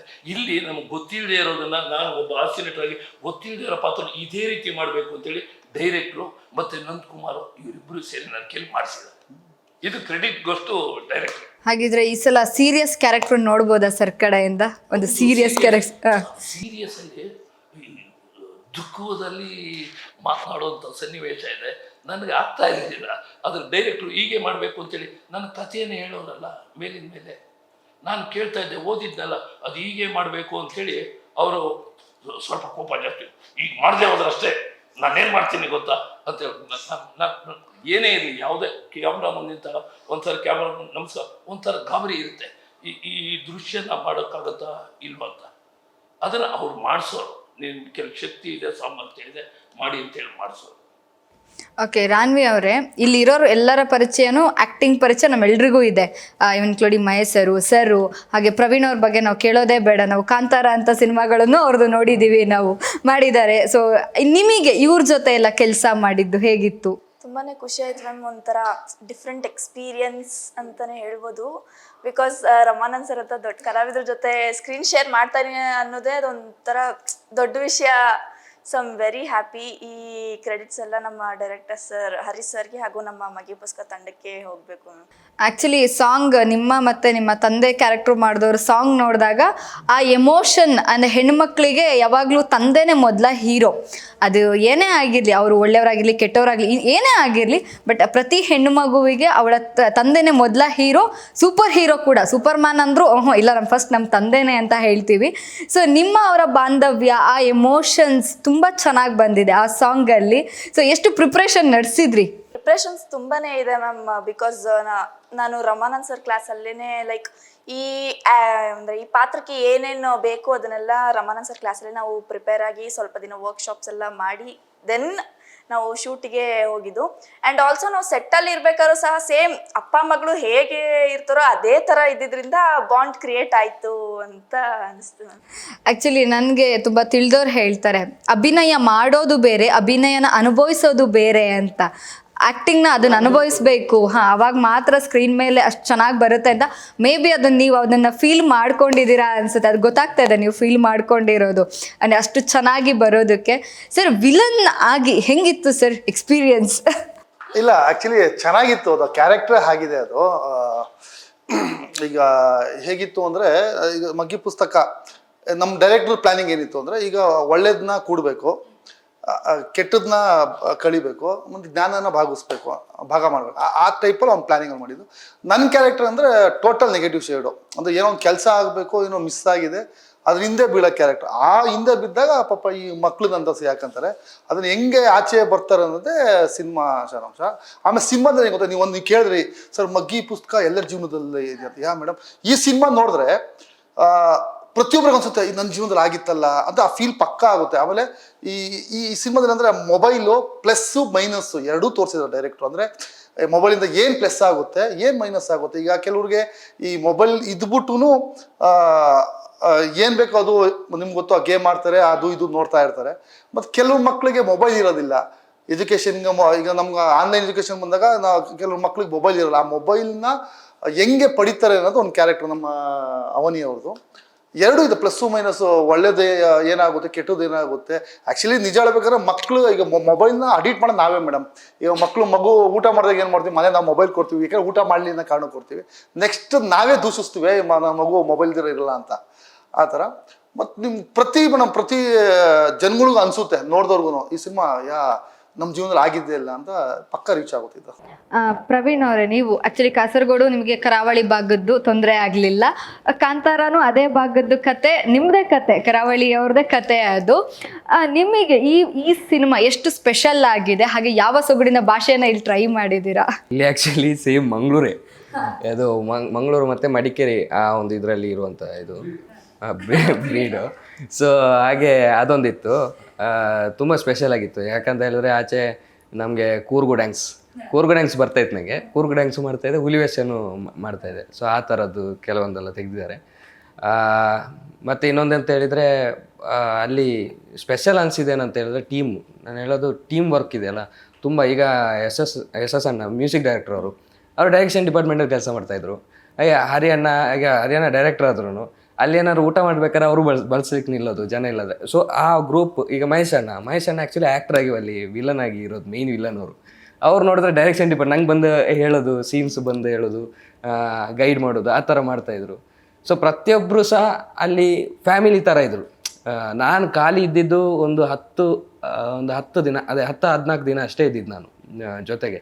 ಸೊ 10-14 ದಿನ ನನಗೆ 1 ವರ್ಷ ಇವರೊಟ್ಟಿಗೆ ಕಳೆದಾಗೆ ಆ ಒಂದು ಫೀಲ್ ಕೊಟ್ಟಿದ್ದಾರೆ ನನಗೆ. ಸೊ ಅದು ನಂಗೆ ತುಂಬ ಖುಷಿಯಾಗೋದು ಈ ಸಿನಿಮಾ ಅಂತ ಹೇಳಿದಾಗ. ಮತ್ತು ಇನ್ನೊಂದಂತ ಹೇಳಿದರೆ, ಈಗ ಆಲ್ರೆಡಿ ಬೇರೆ ಟೀಮಲ್ಲಿ ಮಾಡಿದ್ದೆ ನಾನು. ಈಗ ಸ್ಕ್ಯಾಮ್ ಅಂತೇಳಿ ಸಿನಿಮಾ ಮಾಡಿದ್ದೆ, ಆರಾಟ ಅಂತ ಸಿನಿಮಾ ಮಾಡಿದ್ದೆ. ಅದೆಲ್ಲ ಒಂದು ಟೀಮಲ್ಲಿ ಈಗ ಪರಿಚಯ ಇದ್ದರು, ಕೆಲವೊಬ್ಬರೆಲ್ಲ ಪರಿಚಯ ಇದ್ರು, ಹಾಗೆ ಅಲ್ಲ. ನನಗೆ ಇಲ್ಲಿ ಬಂದಾಗ ಇನ್ನೊಂದು ಹೇಳೋದಾದರೆ, ಇವರು ಹೀರೋಯಿನು ಇವರು ನನ್ನ ಹತ್ರ ಅಂದರೆ ಫ್ರೆಂಡ್ಲಿ ನನಗೆ ಗೊತ್ತಿಲ್ಲಲ್ಲ ಪಾಪ. ನಾನೇನೋ ಫ್ರೆಂಡ್ಲಿ ಮಾತಾಡೋಣ ಅಂತ ಹೋಗ್ತೀನಿ ಫಸ್ಟ್ ಡೇ ಹೋಗಿ ಇದು ಎಕ್ಸ್ಕ್ಯೂಸ್ ಮೀ ಅಂತ ಕರೀತಾನೆ. ಅವ್ರೇನೋ ಅಲ್ಲಿ ಡಿಸ್ಕಷನಲ್ಲಿ ಇರ್ತಾರೆ, ಏನಿವಾಗ ಅಂತಾರೆ, ಏನಿಲ್ಲ ಅಂತೇಳಿ ಹೋಗ್ತಾರೆ ನಾನು. ಓಕೆನಾ, ಅದಾದಮೇಲೆ ಕ್ಲೋಸ್ ಆಗಲೇಬೇಕಲ್ಲ, ಈಗ ಕಂಫರ್ಟೇಬಲ್ ಆಗಬೇಕು. ಗೊತ್ತಿಲ್ಲ ಅವ್ರಿಗೂ ಅಂದರೆ ಹೇಗೆ ಮಾತಾಡೋದು, ಅದು ಇದು. ನರ್ವಸ್ ಆಗಿತ್ತಾ? ನಾನು ನರ್ವಸ್ ಆಗಿದ್ದೆ. ಓಕೆ, ಸೊ ನನಗೆ ಆಗ ಒಂದು ಇದು ತೋರ್ತಾ ಇತ್ತು. ಸೊ ಅದು ಆ ಎಕ್ಸ್ಪೀರಿಯನ್ಸು ಇತ್ತು. ಮತ್ತು ಇವ್ರದ್ದು ಅಮ್ಮಂದೆಲ್ಲ ಸ್ವಲ್ಪ ಗಮ್ಮತ್ತಿದೆ. ಸೊ ಅದೆಲ್ಲ ಅಂದರೆ ಥ್ರೂಔಟ್ ಸೆಟ್ಟಲ್ಲಿ ತುಂಬ ಗಮ್ಮತ್ತಿತ್ತು. ಆ್ಯಂಡ್ ಇನ್ನೊಂದು, ನಮಗೆ ರೆಸ್ಟಿಂಗ್ ಟೈಮ್ ಅಂತ ಇರಲಿಲ್ಲ. ಖಾಲಿ ಹೇಗಿತ್ತು ಗೊತ್ತಾ ಶೆಡ್ಯೂಲು, 14 ದಿನ ನಿಮಗೆ ಮಾರ್ನಿಂಗ್ 6 ಅಂದರೆ 5 o'clockಗೆಲ್ಲ ಹೊರಡಿ ನಾವು ರೆಡಿಯಾಗಿ ಬಂದಿರ್ತೀವಿ ಸೆಟ್ಟಲ್ಲಿ. 6 ಫಸ್ಟ್ ಶಾಟ್ ಆಗುತ್ತೆ. 6ಗೆ ಅಲ್ಲಿ ಫಸ್ಟ್ ಶಾಟಿಂದ ಹಿಡಿದು ರಾತ್ರಿ 2 ಗಂಟೆ 3 ಗಂಟೆ ತನಕ ಆಗೋದು ಶೂಟು. ತಿರ್ಗಿ ಹೋಗಿ ಅದೇ ಒಂದು ಸ್ವಲ್ಪ ಹೊತ್ತು ನಿದ್ದೆ ಮಾಡೋದು, ಕಣ್ಮುಚ್ಚಿ ತೆಗಿಬೇಕಾದ್ರೆ ತಿರ್ಗಾ ನೆಕ್ಸ್ಟ್ ಡೇ ಮಾರ್ನಿಂಗ್ ಅಂತ. ಸೊ ಆ ಥರ ಎಕ್ಸ್ಪೀರಿಯೆನ್ಸು ಚೆನ್ನಾಗಿತ್ತು, ಒಳ್ಳೆ ಎಕ್ಸ್ಪೀರಿಯೆನ್ಸ್. ಆ್ಯಕ್ಚುಲಿ ಇತ್ತೀಚೆಗೆ ನಾವು ನೋಡ್ತಾ ಇರುವಾಗ ಕಂಟೆಂಟ್ ಓರಿಯೆಂಟ್ ಸಿನಿಮಾಗಳು ನಮ್ಮಲ್ಲಿ ಜಾಸ್ತಿ ಆಗ್ತಾ ಬರ್ತಾ ಇದೆ. ಎಲ್ಲೋ ಒಂದು ಕಡೆ ನಮ್ಮ ಮನೆ ಕತೆಗಳನ್ನು, ನಮ್ಮ ಜೀವನದಲ್ಲಿ ನಡೆದಿರೋ ಕತೆಗಳನ್ನು ಹೇಳೋಕೆ ಬರ್ತಾ ಇದೆ. ಇದು ಯಾರ ಜೀವನದಲ್ಲಿ ನಡೆದಿರೋ ಕತೆ ನೋಡಿ. ಈಗ ಸಿನಿಮಾಗಳು ಬರ್ತಾ ಇಲ್ಲ, ಕತ್ತಿ, ಲಾಂಗು, ರಕ್ತ, ಬರೀ ಇದನ್ನೇ ನಾವು ನೋಡ್ತಾ ಇದ್ವಿ ಜಾಸ್ತಿ. ಆದ್ರೆ ಇಲ್ಲಿ ನೀವು ಈಗ ಒಂದು ವಿಡಿಯೋ ಸಾಂಗ್ ನೋಡಿದ್ರಿ ಅಪ್ಪ, ನಿಮ್ಮ ಮನಸ್ಸಿಗೂ ಒಂಥರ ಭಾವನೆಯೇ ಬದಲಾಗೋಗುತ್ತೆ. ಇಲ್ಲಿ ಬಂಟ್ಸ್ ಕಾಲೇಜ್ ಇದೆ ವಿಜಯನಗರದಲ್ಲಿ, ಅಲ್ಲಿ ನಾವು ಆಡಿಯೋ ನಾಟ್ ವಿಡಿಯೋ, ಆ ಆಡಿಯೋ ಆದಾಗ ನಮ್ಮ ಕಾರ್ಯಕ್ರಮ ಇತ್ತು, ಆ ಮಗು ಒಂದು ಬಂತು 5ನೇ ಕ್ಲಾಸ್ ಹೆಣ್ಣು ಮಗು ಬಂದ್ಬಿಟ್ಟು ಅಂಕಲ್ ಅಂಕಲ್ ಯಾಕೆ ಮಾಡ್ತಾ ಇದೆಯಾ ಅಂತ ಹೇಳಿದೆ. ನಾನು ಹಾಡು ಕೇಳಿದೆ, ನಮ್ಮಪ್ಪನು ಇಷ್ಟೊಂದು ಕಷ್ಟಪಡ್ತಾರ ಹತ್ಬಿಟ್ಲು. ಅವಳೊಬ್ಳೇ ಅಲ್ಲ, ನಮ್ಮ ಚಲನಚಿತ್ರರಂಗದ ನಾಯಕ ನಟರಾದ ಅಭಿಜಿತ್ ಅವರ ವೈಫ್ ಅಭಯನಾಡು ಸ್ಟುಡಿಯೋದಲ್ಲಿ ನೋಡಿದಾಗ ಅವ್ರು ನೋಡ್ತಾ ಇದ್ದಾರೆ, ನಿಮಗೆ ಲ್ಯಾಪ್ಟಾಪಲ್ಲಿ ನೋಡ್ತಾ ಇದ್ದಾಗೆ ಹೇಳ್ತಾ ಇದ್ದಾರೆ. ಅವರೊಬ್ಬರು 222ಕ್ಕೂ ಹೆಚ್ಚು ಜನ ಬೈಟ್ಸ್ಕೊಟ್ಟಿದ್ದಾರೆ. ನಮ್ಮ ದೇಶದ ಕನ್ನಡಿಗ ಪ್ರಧಾನಿ ದೇವೇಗೌಡರು ಬೈಟ್ಸ್ಕೊಟ್ಟಿದ್ದಾರೆ. ಪ್ರಶಾಂತ್ ನೀಲ್ ಅವರು ನಮ್ಮ ಸಾಂಗ್ ನೋಡಿದ್ದಾರೆ. ಗಿರೀಶ್ ಕಾಸರವಳ್ಳಿ ಅವರು, ಬರಗೂರು ರಾಮಚಂದ್ರಪ್ಪ, ದೊಡ್ಡಣ್ಣ, ವಿ ಮನೋಹರ್, ಬ್ಯಾಂಕ್ ಜನಾರ್ದನ್ ಹೇಗಿಲ್ಲ, ಅವ್ರನ್ನ ನೆನಪು ಮಾಡ್ಕೋಬೇಕು. ಅವರೆಲ್ಲ ಬೈಟ್ಸ್ಕೊಟ್ಟಿದ್ದಾರೆ. ರೈಕಾ ದಾಸು ಎಲ್ಲರೂ ಸಿನಿಮಾ ಬಗ್ಗೆ ವಿಶೇಷ. ಆಮೇಲೆ ಅವ್ರಿಗೆ ಗೊತ್ತಿಲ್ದಾಗೇನೆ ಅವರು ಮಾತಾಡ್ತಾ ಇದ್ದಾಗೆ, ಯಾಕ್ರಿ ಅಂದ್ರೆ ನಮ್ಮ ತಂದೆ ನೆನಪಾಗ್ಬಿಡ್ತು, ನಮಗೆ ನಮ್ಮ ತಾಯಿ ನೆನಪಾಗೋಯ್ತು ಅಂತ ಹೇಳ್ತಾರೆ. ಅದನ್ನ ಈ ಮಗ್ಗಿ ಪುಸ್ತಕ ಹಿರಿಯರ ನೆನಪನ್ನು ಮಾಡಿಕೊಳ್ಳೋದ್ರ ಜೊತೆಗೆ ಓದು ಬಹಳ ಮುಖ್ಯ ಅನ್ನೋದನ್ನ ಇವರು ಪಾತ್ರದ ಮುಖ್ಯನ ನಿರ್ಮಾಪಕರು ನಿರ್ದೇಶಕರು ಶ್ರಮ ವಹಿಸಿ ಮಾಡಿದ್ದಾರೆ. ಆಮೇಲೆ ಇನ್ನೊಂದು ವಿಷಯ, ಬೆಳಗ್ಗೆ ಅರ್ಲಿ ಮಾರ್ನಿಂಗ್ 4 ಗಂಟೆಗೆ ಶೂಟಿಂಗ್. ನಂಗೆ ಇವ್ರು ಬಂದು ಎದ್ದೇಳಿಸ್ಬಿಟ್ರು, ನಾವು ತುಂಬಾ ಚೆನ್ನಾಗಿದ್ದೀವಿ, ನೀನು ಹೋಗಿದ್ದೀವಿ, ಯಾವತ್ತು ತಗೋಬಾರ್ದು. ಏನ್ ಇಷ್ಟೊತ್ತಿಗೆ ಎದ್ದೇಳಿಸ್ತಾ ಇದ್ದೀನಿ ನೀನು? ಶಾಟ್ ಇದೆ, ಏನ್ ಶಾಟ್ ಇಷ್ಟೊತ್ತಿಗೆ? ಸಾರಿ ಎಂದಾಗ ಗಲಿಬಿಲಿ ಆಗಿರುತ್ತೆ. ಆಮೇಲೆ ಸಾರಿ ಅಂತೇಳಿ 4:15ಗೆ ಫಸ್ಟ್ ಶಾಟ್ ತೆಗೆದ್ರು. ಆ ಶಾಟ್ ಯಾಕೆ ಅಂತ ಹೇಳಿದ್ರೆ, ಒಂದು ಹೆಣ್ಣು ಮಗು ವಿದ್ಯೆಯನ್ನು ಕಲ್ತರೆ ನಿಮ್ಮಲ್ಲಾಗಲಿ ನಮ್ಮಲ್ಲಾಗಲಿ, ನಮ್ಮಪ್ಪ ಆಗಲಿ ನಿಮ್ಮಪ್ಪ ಆಗಲಿ ಯಾರೇ ಆಗಲಿ, ನಾವು ಗಂಡು ಅಂತ ಬಿಡ ಅವನ ಗ್ಯಾರೇಜ್ ನೋಡ್ಕೊತಾನೆ, ರಿಕ್ಷಾ ಓಡಿಸೋ, ಕಾರ್ ಯಾಗೋ ಇದೆ. ಅದು ಹೆಣ್ಣು ಮಕ್ಕಳಿಗೆ ಮಸ್ಟ್ ಶುಡ್ ಎಜುಕೇಶನ್ ಬೇಕೇ ಬೇಕು. ಒಂದು ಮನೇಲಿ ಹೆಂಗಸು ಮನೇಲಿ ಮನಸ್ಸು ಮಾಡಿದ್ರೆ ಅವ್ರ ಮನೇಲಿ ಇರೋರೆಲ್ಲ ವಿದ್ಯಾವಂತರಾಗ್ತಾರೆ, ಅವ್ರು ವಿದ್ಯಾವಂತರಾಗ್ತಾರೆ. ಹಾಗೇನೆ ಇಲ್ಲಿ ಇವಳಿಗೆ ಧೈರ್ಯ ತಂದು ಕೊಡುವಂಥ ಪಾತ್ರ ನಂದಿರುತ್ತೆ. ಬಹಳ ವಿಶೇಷವಾಗಿ ಎಜುಕೇಶನ್ ಮಸ್ಟ್ ಬೇಕೇ ಬೇಕು ಅನ್ನೋದನ್ನ ಬಹಳ ವಿಭಿನ್ನ ರೀತಿಯಲ್ಲಿ ಜನರಿಗೆ ಅರ್ಥವಾಗೋ ರೀತಿ ಪ್ರಸ್ತುತ ಸಂದರ್ಭ ಸನ್ನಿವೇಶಗಳನ್ನ ಘಟನೆಗಳನ್ನ ಸೇರಿಸಿ ನಿರ್ದೇಶಕರು ಜಾಣ್ಮೆಯಿಂದ ಶ್ರಮ ವಹಿಸಿ ಕೆಲಸ ಮಾಡಿದ್ದಾರೆ. ನಾವು ಹೊಳ್ತಾ ಇಲ್ಲ ಅಥವಾ ಆತ್ಮಹತ್ಯೆನ ಮಾಡ್ಕೊಳ್ತಾ ಇಲ್ಲ. ಇದು ಬಹಳ ಮುಖ್ಯವಾದದ್ದು. ಇವರೆಲ್ಲರ ಅಭಿನಯ ಬಹಳ ವಿಶೇಷವಾಗಿದೆ. ಆಕ್ಚುಲಿ ಇಲ್ಲ, ಆಕ್ಚುಲಿ ಸರ್ ಹೇಳ್ದಂಗೆ ಹೆಣ್ಣೊಂದು ಕಲಿತಾರೆ ಶಾಲೆಯೊಂದು ತೆರೆದಂತೆ ಅನ್ನೋ ಮಾತಿದೆ. ಯಾವಾಗಲೂ ಅಂದರೆ ಹೆಣ್ಣು ಮಕ್ಕಳು ಓದಿದ್ರೆ ಅಲ್ಲಿ ಏನೋ ಒಂದು ಅಕ್ಷರ ಅಭಿವೃದ್ಧಿ ಆಗುತ್ತೆ, ಆಕೆ ಇನ್ನೇನೋ ಕಲಿತಾಳೆ ಅಥವಾ ತನ್ನಂತೆ ಇನ್ನೂ 4 ಜನಕ್ಕೆ ಎಜುಕೇಶನ್ ಕೊಡ್ತಾಳೆ. ಅದಕ್ಕೆ ಹೇಳೋದಲ್ವ ಸರ್, ಹೆಣ್ಣಿದ್ದ ಮನೆಯಲ್ಲಿ ಯಾವುದಕ್ಕೂ ಕೊರತೆ ಇರಲ್ಲ ಅಂತ ಹೇಳಿ. ಯಾಕಂದರೆ ನೀವು ಸಾಂಗ್ ನೋಡಿದ್ರೆ ಮೇಡಮ್, ಬರೀ ಸಾಂಗಲ್ಲೇ ನೀವು ಫೀಲ್ ಆಗುತ್ತೆ. ಈ ತಂದೆ ಸಾಂಗ್, ನೀನು ಸಾಂಗ್ಸ್ ನೋಡಿದ್ರೆ ತಾಯಿ ಸಾಂಗ್ ನೋಡಿದಾಗ ಅಷ್ಟೇ ಮೇಡಮ್. ಈಗ ತಂದೆ ತಾಯಿ ನಮ್ಮನ್ನ ಫೀಲ್ ಮಾಡ್ಕೊಂತೀವಿ. ನಮ್ಮ ಈಗ ತಂದೆ ಕಷ್ಟಪಡ್ತಾನೆ ಸರ್ ಅಂದ್ರೆ ಯಾರು ಮಗು ಹೇಳ್ತಾರೆ, ನಮ್ಗೆ ರಿಯಲಿ ಅದು ನಮಗೂ ಫೀಲ್ ಆಗುತ್ತೆ. ಆ ಇಡೀ ಸಿನಿಮಾದಲ್ಲಿ ಹಾಗೆ ಮೇಡಮ್. ನಿಮಗೆ ಸಿನಿಮಾ ನೋಡಿದಾಗ ಅನ್ಸುತ್ತೆ ನಾನು ಒಂದು ಕ್ಯಾರೆಕ್ಟರ್ ನನ್ನ ಜೀವನ ನಡೆದಿದ್ದೀಯಾ, ಪಕ್ಕಾ ಫೀಲ್ ಆಗುತ್ತೆ ಆ್ಯಕ್ಚುಲಿ ಸಿನಿಮಾದಲ್ಲಿ. ಆ್ಯಕ್ಚುಲಿ ಇತ್ತೀಚೆಗೆ ನಾನು ಹೇಳ್ದಂಗೆ ಕಂಟೆಂಟ್ ಓರಿಯೆಂಟ್ ಸಿನಿಮಾಗಳು ಅದೇ ನಮ್ಮ ಮನೇಲಿ ಕತೆ, ನಮ್ಮ ಮನೆ ಪಕ್ಕದ ಮನೆ ಕತೆ, ಅಥವಾ ನನ್ನ ಜೀವನದ ಯಾರ್ದಾದ್ರೂ ಇದೇ ಇರುತ್ತೆ. ಆಮೇಲೆ ನಮ್ಮ ಡೈರೆಕ್ಟ್ರು ಒಂದು ಮೇಡಮ್, ಈಗ ಸಡನ್ದಾಗ ಬಂದು ಡೈರೆಕ್ಟರ್ ಆಗಿಲ್ಲ ಹರಿ ಮೇಡಮ್. ಒಂದು 27-28 cinema assistant director, associate, co director ಆಗಿ ಈ 2-3 ವರ್ಷ ಸ್ಟ್ರಗಲಲ್ಲಿ ಈ ಸಿನಿಮಾ ಮಾಡಿರೋದು ಮೇಡಮ್. ಆಮೇಲೆ ಅವನ ಬಗ್ಗೆ ಹೇಳಬೇಕಂದ್ರೆ ಮೇಡಮ್, ನಾವು ಈ ಸಿನಿಮಾ ಪ್ರೊಡ್ಯೂಸರ್ ಬಂದರು, ಸಿನಿಮಾ ಆಯಿತು ಅಂತಲ್ಲ, ಅವ್ನು ಕತೆ ರೆಡಿ ಮಾಡಿ ಪ್ರೊಡ್ಯೂಸರ್ ಹಂಟ್ ಮಾಡಿ ತುಂಬ ಸ್ಟ್ರಗಲ್ ಪಟ್ಟ ಮೇಡಮ್. ಅಲ್ಲಿ ಹೋಗಿ ಇಲ್ಲಿ ಈಗ ಆ್ಯಕ್ಚುಲಿ ನಾವು 80% ಮೈಸೂರು ಶೂಟ್ ಆಗಿದೆ ಮೇಡಮ್. ಒಂದು 80% ಮೈಸೂರಲ್ಲಿ, ಅದರಲ್ಲಿ 14 days HD ಕೋಟೆ, ನಮ್ಮ ರಂಜು ಎಪಿಸೋಡ್ HD ಕೋಟೆಯಲ್ಲಿ ಒಂದು ರೆಸಾರ್ಟ್ಗೆ ಸೆಟ್ ಹಾಕಿತ್ತು ಮೇಡಮ್. ಸೆಟ್ ಹಾಕ್ಬಿಟ್ಟು ಅಲ್ಲಿ night and day shoot 3 call shoot ಮಾಡಿವಿ ಮೇಡಮ್. ಅಂದರೆ 2 ಕಾಲ್ ಶೂಟು. ಬೆಳಗ್ಗೆ 6 ಗಂಟೆ ಸ್ಟಾರ್ಟ್ ಆದರೆ ನೈಟ್ 2-2:30ವರೆಗೂ ಶೂಟ್ ನಡೆಯೋದು ನಮ್ಮದು. ಬೆಳಗ್ಗೆ ಪುನಃ 6 ಗಂಟೆ ಶೂಟ್ ಮಾಡಬೇಕಿತ್ತು. ಆ ಥರ 14 days ಕಂಟಿನ್ಯೂಸ್ ಮಾಡಿದ್ದು. ಆ ಥರ ಸ್ಟ್ರಗಲ್ ಮಾಡಿ ಮೇಡಮ್. ಮತ್ತು ಈ ನಮ್ಮ ಅವನಿ ಇದು ಮನೆ ಒಂದು ಅದು ಸೆಟ್ಟೆ, ಒಂದು 108 ವರ್ಷದ ಹಳೇ ಒಂದು ಚೌಟ್ರಿನ ಒಂದು ಮನೆ ಸೆಟಪ್ ಮಾಡಿ ಇವ್ರ ಮನೆ ಮಾಡಿದಲ್ಲಿ. ರಸೂಲ್ ಅಂತ ನಮ್ಮ ಆರ್ಟ್ ಡೈರೆಕ್ಟ್ರು ತುಂಬ ವರ್ಕ್ ಮಾಡಿದ್ರು ಮೇಡಮ್. ಮತ್ತು ನಂದಕುಮಾರ್ ಅಂತ ಜೊಗೆಯ ಸಿನಿಮಾ ಕ್ಯಾಮ್ರಾಮನ್, ಅವರು ಅದ್ಭುತವಾದ DOP ಕೆಲಸ ಮಾಡಿದ್ದಾರೆ. ಸಿನಿಮಾಟೋಗ್ರಫಿ ಸಾಕಾರಾಗಿದೆ ವರ್ಕ್ ಅವ್ರದ್ದು, ತುಂಬ ಚೆನ್ನಾಗಿ ಮಾಡಿದ್ದಾರೆ. ಆ್ಯಕ್ಚುಲಿ ಈ ಪೋಸ್ಟರ್ ನೋಡ್ತಾ ಇದ್ರೆ ನಮ್ಮ ಕರಾವಳಿ ಭಾಗದ ಕಥೆಯನ್ನ ಹೇಳೋ ಥರ ಅಂತ ಅನ್ಸುತ್ತೆ. ಯಾಕಂದ್ರೆ ಇವೆಲ್ಲವೂ ನಡೆಯೋದೇ ಅಲ್ಲಿ. ಸೊ ಆ ಒಂದು ಕಲೆಯನ್ನ ಇದು ಮಾಡೋದು ಆ್ಯಕ್ಚುಲಿ ನಮ್ಮ ಡೈರೆಕ್ಟರ್ ಪ್ಲಾನ್ ಅದೇ ಇತ್ತು. ಒಂದು ಸಾಂಗ್ ಬಿಟ್ಟಲ್ಲಿ ಟೋಟಲ್ ನಮ್ಮ ಕರಾವಳಿ ಭಾಗ ತೋರಿಸ್ಬೇಕು. ಒಂದು ಸಾಂಗಲ್ಲಿ ಟೋಟಲ್ ಒಂದು ಸಾಂಗ್ ಶೂಟ್ಫುಲ್ ಇದೆಲ್ಲ ಮಾಡಿದ್ದಾರೆ. ನೋಡಿದಾಗ ಯಾರಿಗಾರು ಸಡನ್ ಆಗಿ ಓ ಈ ಮತ್ತೇನೋ ಕರಾವಳಿದ ಕತೆ ಹೇಳಕ್ ಬರ್ತಿದ್ದಾರೆ ಏನೋ ಅನ್ಸುತ್ತೆ. ಆದ್ರೆ ನಿಮ್ಗಳ ಹತ್ರ ಕೇಳಿದಾಗ ಗೊತ್ತಾಗುತ್ತೆ ಇದೊಂದು ಫ್ಯಾಮಿಲಿ ಓರಿಯೆಂಟೆಡ್ ಸಿನಿಮಾ. ಹಾಗೆ ಮಗ್ಗಿ ಪುಸ್ತಕ ಎಲ್ಲರ ಜೀವನದಲ್ಲೂ ಬಂದು ಹೋಗಿರುತ್ತೆ. ಮಗ್ಗಿ ಕಲೀಲಿಲ್ಲ ಅಂದ್ರೆ ನಮ್ಮ ಜೀವನದ ಲೆಕ್ಕಾಚಾರನೇ ತಪ್ಪಾಗುತ್ತೆ. ಪಕ್ಕ ತಪ್ಪಾಗಿ ನೋಡಿ, ಆಗುತ್ತೆ. ಇಲ್ಲಿ ನಂದೊಂದು ಎಕ್ಸ್ಪೀರಿಯನ್ಸ್ ಹೇಳಬೇಕು. ಮಳೆಯ ಚಿತ್ರೀಕರಣದಲ್ಲಿ ನಾನು ಭಾಗವಹಿಸಿದ್ದೇನೆ. ಆದರೆ 1-2 ತಿಂಗಳು ಮಗುವನ್ನ ಇಟ್ಕೊಂಡು 2 ದಿನ ಮಳೆಯಲ್ಲಿ ಚಿತ್ರೀಕರಣದಲ್ಲಿ ಮಗುಗೂ ನೀರು ತಾಕದೇ ಇರೋ ಥರ ನಾವು ಆ್ಯಕ್ಟ್ ಮಾಡಬೇಕಲ್ಲ. ಜೊತೆಗೆ ಮಗು ತುಂಬ ಲವಲವಿಕೆಯಿಂದಿತ್ತು, ಅಳ್ತಾ ಇರಲಿಲ್ಲ. ಅದು ನಮಗೆ ಕ್ರೆಡಿಟ್. ಅದು ಈಗ ಇಟ್ಕೊಂಡು ಮಾಡೋವಂಥದ್ದು. ಅವಾಗ ಇವರು ಒಂದು ದುಷ್ಟತನದ ಆಟಗಳು ನಡೆಯುತ್ತೆ. ಆ ಸಮಯದಲ್ಲಿ ಮಗುವನ್ನ ರಕ್ಷಿಸ್ಕೊಳ್ಳುವಂಥದ್ದು. 2 ದಿನ ಮಳೆಯಲ್ಲಿ ಚಿತ್ರೀಕರಣ ಮಾಡಿದಾಗ ನಾನು ನೆನಿಬಾರ್ದು, ಮಗುನೇ ನೆನಿಬಾರ್ದು, ಅದಕ್ಕೊಂದು ಪೋಸ್ಟರ್ ಕಿತ್ಕೊಂಡು ಇದು ಮಾಡೋವಂಥದ್ದು. ಆ ಚಿತ್ರೀಕರಣದ ಆ ದೃಶ್ಯದಲ್ಲಿ ನಾನು ಭಾಗವಹಿಸ್ಬೇಕಾದ್ರೆ ಮಗು ಜೊತೆಯಲ್ಲಿ ನನಗೆ ಹೆದರಿಕೆ ಆಗೋದು, ಮಗುಗೆ ಎಲ್ಲಿ ಬಿದ್ದುಬಿಡುತ್ತೆ, ನನಗೇನಾಗಿದೆ. ನಾವು ಪ್ರಪಂಚವನ್ನು ನೋಡಿದ್ವಿ ಇರೋದ್ರಲ್ಲಿ, ಆದರೆ ಮಗುಗೊಂಚೂರು ಬಿಡು, ಅದನ್ನು ಭಾಳ ವಿಶೇಷವಾಗಿ ಚಿತ್ರೀಕರಣ ಮಾಡ್ಯಾರೆ. ಅದು ನನ್ನಲ್ಲಿ ಯಾವಾಗಲೂ ನೆನಪಲ್ಲಿ ಉಳ್ಕೊಳ್ಳುತ್ತೆ. ಅಷ್ಟು ಅದ್ಭುತವಾದ ಸನ್ನಿವೇಶವನ್ನು ಕ್ರಿಯೇಟ್ ಮಾಡಿದ್ದಾರೆ. ಅದು ಜನರಿಗೆ ಖಂಡಿತವಾಗ್ಲೂ ಇಷ್ಟವೂ ಆಗುತ್ತೆ. ನಿಮ್ಗೆಲ್ಲರಿಗೂ ಈ ಥರದ್ದೊಂದು ಫ್ಯಾಮಿಲಿ ಓರಿಯೆಂಟೆಡ್ ಕತೆ ಅಂತ ಕೇಳಿದಾಗ ಹೇಗೆ ಅನ್ನಿಸ್ತು? ಫಸ್ಟ್ ರಿಯಾಕ್ಷನ್ ಅಂತ ಅಂತಾರಲ್ಲ, ಹೇಗಿತ್ತು ಸರ್? ಮೇಡಮ್, ಇಲ್ಲ, ಅವನು ನಮ್ಮ ಹರಿ ಹೇಳಿದಾಗ ಒಂದು ಡಿಫ್ರೆಂಟ್ ಆಗಿದೆ ಕತೆ. ನೀವು ಒಂದೇ ಕಂಟೆಂಟ್ ಓರಿಯೆಂಟೆಡ್ ಅಂದ್ರಲ್ಲ, ನಮ್ಗೆ ಆ ಫೀಲ್ ಪಕ್ಕ ಆಯಿತು. ಏನೋ ಒಂದು ಕಂಟೆಂಟ್ ಇದೆ ಈ ಸಿನಿಮಾದಲ್ಲಿ, ಓಕೆ ನಾವೊಂದು ಪಾತ್ರವಾಗಿ ಮಾಡೋಣ. ಆಮೇಲೆ ಡೈರೆಕ್ಷನ್ ಡಿಪಾರ್ಟ್ಮೆಂಟ್ ವರ್ಕ್ ಮಾಡಿದ ಜೊತೆಗೆ ಪ್ಯಾರಲಾಗಿ ವರ್ಕ್ ಮಾಡ್ಕೊಂಡು ಹೋದೆ. ಒಂದು ಅದ್ಭುತ ಅನ್ನೋದಕ್ಕಿಂತ ಒಂದು ಒಳ್ಳೆ ಚೌಕಟ್ಟಲ್ಲಿ ಮಾಡಿರೋಂಥ ಮಗ್ಗಿ ಪುಸ್ತಕ ಮೇಡಮ್. ಆ ಪ್ರತಿಯೊಬ್ಬರು ಇಷ್ಟ ಆಗೇ ಆಗುತ್ತೆ. ಈ ಒಂದಂತೂ ಹೇಳ್ತೀನಿ ಮೇಡಮ್, ನಾವು ಈ ಸಾಂಗ್ ನೋಡಿದಾಗ ಕಣ್ಣೀರು ಬರುತ್ತಲ್ಲ, ಆ ಸಿನಿಮಾ ನೋಡಿದಾಗ ನಿಜ ಹೇಳ್ಬೇಕಂದ್ರೆ ಒಂಥರ ಈ ಅಳು ಬಂದಾಗ ನಮಗೆ ಕತ್ತು ಹಿಡ್ದಂಗೆ ಆಗುತ್ತಲ್ಲ, ಆ ಫೀಲ್ ಪಕ್ಕಾ ಬಂದೇ ಬರುತ್ತೆ ಸಿನಿಮಾದಲ್ಲಿ ನಿಮಗೆ. ಆ ಥರ ಕಂಟೆಂಟ್ ಓರಿಯೆಂಟೆಡ್ ಅವ್ನು ಅಂದಾಗ ಅದೇ ಅನ್ಸಿದ್ದು ನಮಗೆ. ಮಾಡೋ ಪ್ರಯತ್ನ ಪಡ್ಬೋದು, ತಪ್ಪೇನಿಲ್ಲ, ಒಳ್ಳೆ ಸಿನಿಮಾ ಅಲ್ಲ. ನಮ್ಮಲ್ಲಿ ಒಂದು ಮಾತಿದೆ, ಒಳ್ಳೆ ಕತೆ ಇದ್ರೆ ಆ ಕತೆ ಇಷ್ಟ ಆದರೆ ನಮ್ಮ ಜನ ಯಾವತ್ತೂ ಕೈ ಬಿಡಲ್ಲ.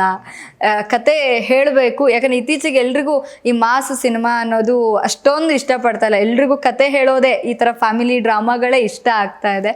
ಸೊ ರವಿ, ನಿಮ್ಗೆ ಹೇಗಿತ್ತು ಕತೆ ಹೇಳಿದಾಗ? ಆ್ಯಕ್ಚುಲಿ ಕತೆ ಕೇಳಿದಾಗ there is no second thoughts. 100% ನನ್ನ ಆ್ಯಕ್ಟಿಂಗ್ ಕ್ಲಾಸ್ ಮುಗಿಸ್ತಿದ್ದಂಗೆ ಇಂಥ ಒಳ್ಳೆ ಕತೆ ಬಂದಾಗ ಥಿಂಕ್ ಮಾಡೋದು ಏನಾದರೂ ಇರುತ್ತೆ ಅಂತ ನಾನು ಹೇಳಿದ ತಕ್ಷಣನೇ ಸರ್ ಕತೆ ಹೇಳ್ತಿದ್ದಂಗೆ ನನಗೆ ಅದೇ ಸರ್ ಹೇಳಿದ್ರಲ್ಲ ಆಗಲೇ ಮಗ್ಗಿ ಪುಸ್ತಕ ಅಂದ ತಕ್ಷಣ ನಮ್ಮ ಚೈಲ್ಡ್ಹುಡ್ ಡೇಸ್ ಎಲ್ಲ ಕಣ್ಮುಂದೆ ಬಂದಂಗೆ ಆಯಿತು. So no second thoughts. 100% ಆಯಿತು ಸರ್, ನಾನು ಮಾಡ್ತೀನಿ ಅಂತಲೇ ಒಪ್ಪಿದ್ದು. ಪ್ರವೀಣ್ ಅವರ ನಿಮಗೆ? ನನಗೆ ಮಗ್ಗಿ ಪುಸ್ತಕ ಅಂತ ಫಸ್ಟ್ ಕೇಳಿದಾಗ ನಾನು ಅನ್ಕೊಂಡೆ ಯಾವುದೋ ಶಾಲೆದು. ಹೌದು, ಫಸ್ಟ್ ಬರೋದೇ ತಲೆಗೆ ಅದು ನಾನು ಅಂತ. ಸೊ ಹಾಗೆ ಶಾಲೆದು ಅಂತ ಅನ್ಕೊಂಡೆ. ಬಟ್ ಶಾಲೆದಲ್ಲ, ಇದರಲ್ಲಿ ಒಂದು 4-5 ಭಾಗದಲ್ಲಿ ಬೇರೆ ಬೇರೆ ಸ್ಟೋರಿ ಹೋಗ್ತಾ ಇರುತ್ತೆ.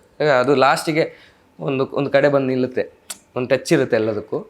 ಸೊ ಆ 4 ಬಗ್ಗೆ ನೀವು ಹೇಳ್ದಲ್ಲ ಕರಾವಳಿದು ಅಂತ ಹೇಳಿ, ಒಂದು ಕಡೆ ಅದು ಇದ್ದರೆ ಇನ್ನೊಂದು ಕಡೆ ಮೈಸೂರು ಸೊಗಡನ್ನು ಕಾಣಿಸಿದ್ದಾರೆ. ಸೊ ಆ ಥರ ಕೆಲವೊಂದು ಊರದು ಅಂದರೆ ತುಂಬ ಲೊಕೇಶನ್ಸ್ ಇವರು ಇಟ್ಕೊಂಡಿದ್ದಾರೆ. ಆ ಊರಿನ ಸೊಗಡನ್ನು ಕಾಣಿಸ್ತಾರೆ ಈ ಸಿನಿಮಾದಲ್ಲಿ. ಆ್ಯಂಡ್ ಇನ್ನೊಂದಂತ ಹೇಳಿದರೆ, ನಿಮಗೆ ಕಂಪ್ಲೀಟ್ ಸಿನಿಮಾ ನಿಮಗೆ ಮೆಸೇಜ್ ಕೊಡೋದಂತಲ್ಲ, ನಿಮಗೆ ಎಂಟರ್ಟೈನ್ಮೆಂಟು ಕಂಪ್ಲೀಟ್ ಆಗಿರೋದು.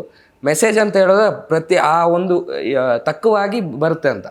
ಅಂದರೆ ಇವಾಗ ನಾವು ಹೇಳ್ತೇವೆ ಪಾಪದವ್ರಿಗೆ ಕಷ್ಟ ಅನ್ನೋ ಕಾಣಿಸ್ತೇವೆ ನಾವು, ಅಂದರೆ ಪಾಪದವ್ರ ಕಷ್ಟ. ಸೊ ಇದರಲ್ಲಿ ಪಾಪದವ್ರ ಕಷ್ಟ ಇದೆ, ಇಲ್ಲ ಅಂತಲ್ಲ, ಇದೆ. ಮಿಡಲ್ ಕ್ಲಾಸ್ನವ್ರದ್ದು ಕಷ್ಟವೂ ಇದೆ, ಹಾಗೆ ರಿಚ್ ಇದ್ದವ್ರದ್ದು ಕಷ್ಟವೂ ಇದೆ. ಓಕೆನಾ? ಅಂದರೆ ರಿಚ್ ಇದ್ದವನಿಗೆ ಒಂದು ನೋವು ಇರುತ್ತೆ ಅಂತೇಳಿ, ಮನುಷ್ಯ ಅಂತ ಹೇಳಿದಾಗ ಖುಷಿ ದುಃಖ ಎಲ್ಲ ಇರೋದಲ್ವಾ. ಸೊ ಆ ಥರ ಕಾನ್ಸೆಪ್ಟನ್ನು ತಗೊಂಡೋಗಿದ್ದಾರೆ. ಎಂಟರ್ಟೈನಿಂಗ್ ಆಗಿ ಇದೆ. ಯಾಕಂತ ಹೇಳಿದ್ರೆ ಈ ಒಂದು ನಮ್ಮ ಇವರು ಪ್ರವೀಣ್ ಜೈನ್ ಕಾಮಿಡಿ ಕಿಲ್ಲಡಿಗಳು ಅವ್ರದ್ದೊಂದು ಎಪಿಸೋಡ್ ಇತ್ತು, ಎಲ್ಲರೂ ಇದ್ರು. ಈವನ್ ನಮ್ಮ ಮಮ್ಮೂಟಿ ಇದ್ದಾನೆ, ಸಂಪತ್ ಅವನು ಇದ್ದಾನೆ ಇದರಲ್ಲಿ. ಮಹೇಂದ್ರ ಆ್ಯಕ್ಟ್ ಮಾಡಿದ್ದಾನೆ, ಮಹೇಂದ್ರ. ಮಹಾಂತೇಶ್, ಚಂದ್ರಪ್ರಭಾ ಅವರು, ಚಂದ್ರಣ್ಣ. ಸೊ ಅದು ತುಂಬ ಕಾಮಿಡಿ ಆಗಿರುವಂಥ ಎಪಿಸೋಡ್ಸ್. ಎಲ್ಲದರ ಮಧ್ಯೆ ನಮ್ಮ ಡಾಕ್ಟರ್ ರಾಜ್ಕುಮಾರ್ ಅವರು, ಅಂಬರೀಷ್ ಅವರು, ವಿಷ್ಣುವರ್ಧನ್ ಅವರು, ಪುನೀತ್ ಅವರು ಅದೆಲ್ಲ ಇರಬೇಕಾಗಿತ್ತು. ಯಾಕೆ ಹೇಳ್ತೀನಿ ಅಂತ ಹೇಳಿದ್ರೆ, ನಮ್ಮ ಕನ್ನಡ ಚಿತ್ರರಂಗಕ್ಕೆ ಸದ್ಯದಲ್ಲೇ ನಾಯಕರಿಲ್ಲ. ನಾನೆಲ್ಲೇ ಹೋಗಲಿ, ದರ್ಶನ್ ಈಗ ಅವರಿಲ್ಲ, ಯಾರು ಕೆಲವರೆಲ್ಲ ಇಲ್ಲ. ದರ್ಶನ್ ಅಲ್ಲಿದ್ದಾರೆ, ಸೆರೆಮನೆಯಲ್ಲಿದ್ದಾರೆ. ಇಲ್ಲಿ ರಾಜ್ಕುಮಾರ್ ದೊಡ್ಡ ದೊಡ್ಡ ಕಲಾವಿದರೆಲ್ಲ ಇಲ್ವಲ್ಲ, ಪುನೀತ್ ಸಹ ಅವರು ತೀರೋಗಿರ್ಬೋದು, ಆದರೆ ದೊಡ್ಡವರ ದೇಹವನ್ನು ಅಳಿದರೇನಂತೆ ಅವರ ಆತ್ಮ ನುಡಿಗಳದ್ದು ಎಂದೆಂದಿಗೂ ಅಮರ. ಅವರು ಚಿತ್ರರಂಗವನ್ನು ಬೆಳೆಸ್ತಂಥವ್ರು, ಅವರ ಅಡಿಯಲ್ಲಿ ನಾವು ಬೆಳೀತಾ ಇರೋದು. ಈಗ ದರ್ಶನ್ ಅಂತವ್ರು ಇದ್ದೀರಿ, ನಮಗೆ ನಿಜವಾಗ್ಲೂ ಎಂಕರೇಜ್ ಕೊಡೋರು. ಯಾಕೆ ಹೇಳ್ತೀನಿ ಅಂತ ಹೇಳಿದ್ರೆ, ಅವ್ರ ಜೊತೆಯಲ್ಲಿ ನಾನು ದೇವ್ರ ಮಗ ಅನ್ನೋ ಸಿನಿಮಾದಲ್ಲಿ ಪಾತ್ರ ಮಾಡಿದಾಗ ಡಿ ರಾಜೇಂದ್ರ ಬಾಬು ಅವರಿದ್ದಲ್ಲಿ ಒಂದು 15 ದಿನ ಆ್ಯಕ್ಟ್ ಮಾಡಿದೆ. ಅವ್ರಿಗೆ ಡೈಲಾಗೇ ಇರಲಿಲ್ಲ. ಆದರೆ ನನ್ನನ್ನು ಡಿಗ್ರಿ ನಗರದನ್ನೆಲ್ಲ ಮನೆಗೆ ಕರ್ಕೊಂಡು ಹೋಗ್ಬಿಟ್ಟು ಅವರ ದಯವಿಟ್ಟು ಮನೆಗೆ ಬನ್ನಿ ಅಂತೇಳಿ ಕರ್ಕೊಂಡು ಹೋಗಿದ್ರು.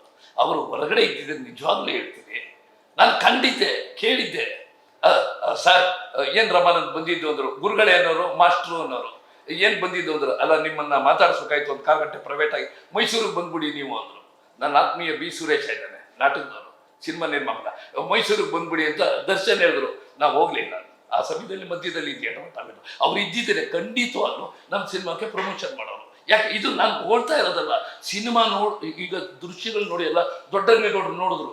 ಆ ಸಾಂಗ್ ನೋಡ್ಬಿಟ್ಟು ಅವ್ರು ಏನು ಹೇಳಿದ್ರು ಗೊತ್ತಾ, ಪದ್ಮಶ್ರೀ ಪುರಸ್ಕೃತರು ಅವರು, ಸಿನಿಮಾದಲ್ಲಿ ಬಹಳ ಅನುಭವ ಇರೋಂಥವ್ರು, ದೊಡ್ಡ ಸಾಹಿತಿಗಳು. ಅವ್ರು ಏನು ಹೇಳಿದ್ರು ಅಂತ ಹೇಳಿದ್ರೆ, ರಮಾನಂದ್ ಇದೇನು ಒಂದು ಸಾಂಗಲ್ಲಿ ಒಂದು ಸಿನಿಮಾ ಕಥೆಯನ್ನು ಕಂಪ್ಲೀಟು 3 ನಿಮಿಷದಲ್ಲಿ ಹೇಳ್ಬಿಟ್ಟಿಯಲ್ಲ, ತಿರುವಾಗ ಆಶ್ಚರ್ಯಪ್ಪ, ಇದು ಬಹಳ ವಿಭಿನ್ನವಾದ ರೀತಿಯಲ್ಲಿ ಖಂಡಿತ ಚಿತ್ರ ಗೆದ್ದೆ ಬೈಟ್ಸ್ಕೊಟ್ಟಿದ್ದಾರೆ. 222 ಜನ ಬೈಟ್ಸ್ಕೊಟ್ಟಿದ್ದಾರೆ. ಅದರಲ್ಲಿ ಅವರು ಸಹ ನಾಕ್ತಿಹಳ್ಳಿ ಚಂದ್ರಶೇಖರ್, ಗಿರೀಶ್ ಕಾಸರಗೋಡು ಎಲ್ಲ ಮಾತಾಡಿದ್ದಾರೆ. ಬಟ್ ನೋಡಿದರೆ ಅವ್ರ ಮನಸ್ಸನ್ನ ಒಳಗಡೆ ಹೋಗಿದೆ. ಅದು ಎಲ್ಲರ ಕೈಲೂ ಬಹಳ ವಿಶೇಷವಾಗಿ ಆ್ಯಕ್ಟಿಂಗ್ ಮಾಡಿಸಿದ್ದಾರೆ ಡೈರೆಕ್ಟ್ರು. ಬಿಡ್ತಿರ್ಲಿಲ್ಲ. ನಾವು ಒಂದ್ಸರಿ ಅಂದರೆ ಇಲ್ಲ ಬೇಕು ಅಂತೇಳಿ, ಇವ್ರಿಗೆ ಆಗಲಿ ನಮಗೆ ಆಗಲಿ ಬೇಕು ಅಂತೇಳಿ ಮಾಡ್ಸಿದ್ದಾರೆ. ನಿಜವಾಗ್ಲೂ ಇದು ನಮ್ಮ ಪ್ರೇಕ್ಷಕ ಪ್ರಭುಗಳಿದಾರಲ್ಲ, ವೀಕ್ಷಕರು, ಅವ್ರೇನು ಮಾಡಬೇಕು, ಮಗ್ಗಿ ಪುಸ್ತಕಕ್ಕೆ ನೋಡೋದ್ರ ಜೊತೆಗೆ ಇಲ್ಲಿ ಬಂದಾಗ ಮತ್ತೊಬ್ಬರು ಶೇರ್ ಮಾಡಿ, ಈಗ ನಾನಾ ರೀತಿ ಮಾಧ್ಯಮಗಳು ಬೆಳೆದಿರೋದ್ರಿಂದ ಅವರು ನಮ್ಮಂಥ ಮಗ್ಗಿ ಪುಸ್ತಕದ ಹೊಸೊಬ್ಬರು ಹಳಬರು ಇಬ್ಬರು ಇರೋದ್ರಿಂದ ಇದನ್ನು ಸ್ವಲ್ಪ ಪ್ರಮೋಷನ್ ಹೆಚ್ಚಿಗೆ ರೀತಿ ಮಾಡಿದ್ರೆ ನಿರ್ಮಾಪಕರು ಬೇರೆ ಚಿತ್ರ ತೆಗಿತಾರೆ, ನಿರ್ದೇಶಕರು ನಮ್ಮಂಥ ಹಳಬರಿಗೆ ಅವಕಾಶನೇ ಕೊಡಲ್ಲ, ಅವಕಾಶಗಳಿಲ್ಲ. ಆದರೆ ನನ್ನಂಥ ಹಿರಿಯ ಕಲಾವಿದನಿಗೆ ಪ್ರಮುಖವಾದ ಪಾತ್ರ ಇಡೀ ಚಿತ್ರದಲ್ಲಿ ಕಂಪ್ಲೀಟ್ ಇದೆ. ಆ ಥರ ಪಾತ್ರವನ್ನು ಕೊಟ್ಟಿದ್ದಾರೆ. ಜೊತೆಗೆ ಏನಪ್ಪ ಅಂದರೆ, ನಾನು ಕೇಳ್ಕೊಳ್ಳೋದು ನ್ಯಾಷನಲ್ TV ಮುಖ್ಯನ ನಮ್ಮ ಚಿತ್ರವನ್ನು ನಾವು ನಿಜವಾಗ್ಲೂ ಹೊಗಳೋದಕ್ಕೆ ಅಂತ ಬಂದಿಲ್ಲ. ಇದು ಜನಗಳಿಗಾಗಿ, ಜನ ಮೆಚ್ಚುಗೆಗಾಗಿ ಮಾಡಿರುವಂಥ ಚಿತ್ರ. ಬಡತನದಲ್ಲಿರೋ ಹೆಣ್ಣು ಮಕ್ಕಳು ಅಥವಾ ಗಂಡು ಮಕ್ಕಳು ವಿದ್ಯೆ ಬೇಕೇ ಬೇಕು. ಮೊಬೈಲು ಎಷ್ಟು ಉಪಯೋಗಿಸ್ಕೋಬೇಕು ಅಷ್ಟೇ ಉಪಯೋಗಿಸ್ಬೇಕು. ಮತ್ತು ಆನ್ಲೈನು ಎಜುಕೇಷನ್ ಇದ್ದರೆ ನಮಗೆಲ್ಲ ಗೊತ್ತಾಗೋಗುತ್ತೆ. ಅದು ಮಗ್ಗಿ ಪುಸ್ತಕದಲ್ಲಿ ಗೊತ್ತಾಗುತ್ತೆ. ಅದರಿಂದ ನೀವು ನೋಡೋದ್ರ ಮುಖ್ಯನ ನಮ್ಮ ಇಡೀ ತಂಡಕ್ಕೆ, ನಿರ್ಮಾಪಕರು, ನಿರ್ದೇಶಕರು, ಕಲಾವಿದರ ಬಳಗಕ್ಕೆಲ್ಲ ನಿಮ್ಮ ಪ್ರೋತ್ಸಾಹ ಬೇಕೇ ಬೇಕು. ದರ್ಶನ್ ಅವರು ಇದ್ರೆ ಖಂಡಿತ ನಮಗೆ ಸಪೋರ್ಟ್ ಮಾಡ್ತಿದ್ರು ಅಂತ ಮತ್ತೊಮ್ಮೆ ನಾನು ವಿನಂತಿಸ್ಕೊಳ್ತೀನಿ. ಓಕೆ ಸರ್, ನೀವು ಹೇಳ್ದಂಗೆ ಪ್ರೇಕ್ಷಕರ ಪ್ರಭು ಯಾವತ್ತೂ ಕೈ ಬಿಡೋಲ್ಲ. ಸೊ ನಿಮ್ಮ ಇಡೀ ಸಿನಿಮಾ ತಂಡಕ್ಕೆ ಆಲ್ ದ ಬೆಸ್ಟ್. ಮಗ್ಗಿ ಪುಸ್ತಕ ನನ್ನ ಕಡೆಯಿಂದ ನಿಮ್ಗೊಂದು ಪ್ರಶ್ನೆ ಮೇಡಮ್. ಯಾಕೆಂದ್ರೆ ನೀವು ಕೇಳ್ತಾ ಇದ್ದೀರಾ, ಈಗ ನಾವು ಕೇಳ್ತೀನಿ. ಈಗ ನೀವು ನಮ್ಮ ತಂದೆ ಸಾಂಗ್ ನೋಡಿದ್ರಲ್ಲ, ನಿಮ್ಮ ಅನಿಸಿಕೆ ಹೇಗೆ? ತುಂಬ ಕನೆಕ್ಟ್ ಆಯಿತು. ಎಕ್ಸ್ಪೆಷಲಿ ನಾನು ಅವಾಗಲೇ ರಣ್ವಿ ಅವರಿಗೆ ಹೇಳ್ತಾ ಇದ್ದೆ, ಯಾವಾಗಲೂ ನಮ್ಗಳಿಗೆ ಹೆಣ್ಣು ಮಕ್ಕಳಿಗೆ ತಂದೆ ಸ್ಪೆಷಲ್ ಹೀರೋ, ತಂದೆನೇ ಎಲ್ಲ. ನಾವು ಅಮ್ಮನ ಹತ್ರ ಏನೇ ಮಾಡ್ಬೋದು, ಅಮ್ಮನ ಹತ್ರ ಎಲ್ಲ ಹೇಳ್ಕೊಬೋದು, ಬಟ್ ತಂದೆ ಅಂತ ಬಂದಾಗ ನಮಗೆ ಅವ್ರು ಯಾವಾಗಲೂ ಆಕಾಶದಷ್ಟೇ ಆಗಲ್ಲ. ನಾನು ಯಾವಾಗಲೂ ಹೇಳ್ತಾ ಇರ್ತೀನಿ, ಒಬ್ಬ ತಂದೆ ಮಾತ್ರ ತನ್ನ ಹೆಗಲ ಮೇಲೆ ಕೂರಿಸ್ಕೊಂಡು ತಾನು ನೋಡದೇ ಇರೋದನ್ನ ಪ್ರಪಂಚಕ್ಕೆ ತನ್ನ ಮಕ್ಕಳು ನೋಡಲಿ ಅಂತ ಆಸೆ ಪಡೋದು. ತಾಯಿ ತ್ಯಾಗಗಳು ನಮಗೆ ಕಾಣಿಸುತ್ತೆ, ಆದರೆ ತಂದೆಯ ಹಿಂದಿಯ ಶ್ರಮ ಕಾಣಿಸಲ್ಲ.